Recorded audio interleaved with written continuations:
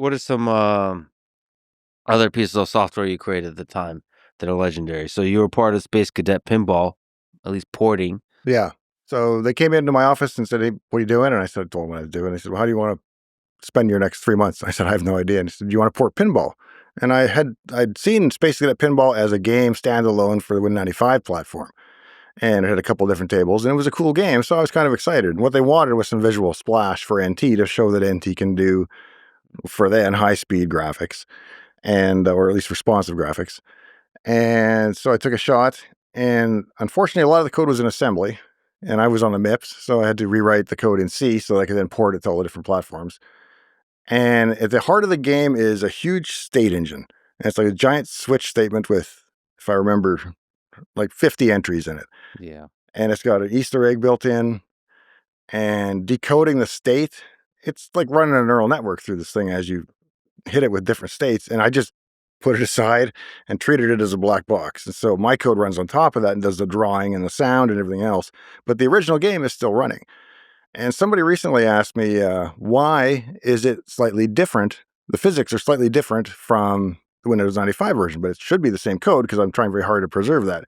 But what it is I had a bug where I will draw as many frames per second as I can, which on a modern computer could be 5,000 frames a second for Pinball because it's a pretty basic game.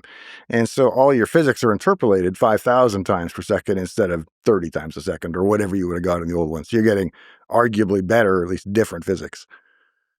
But they fixed that since. So Why is that game so awesome?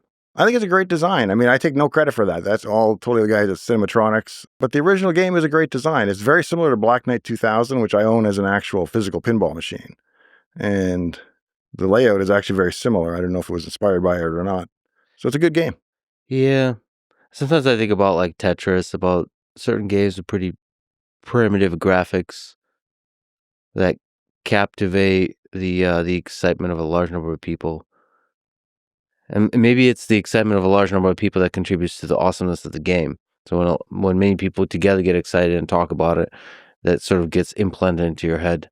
But that's one of the great games. I mean, even like Solitaire and Minesweeper.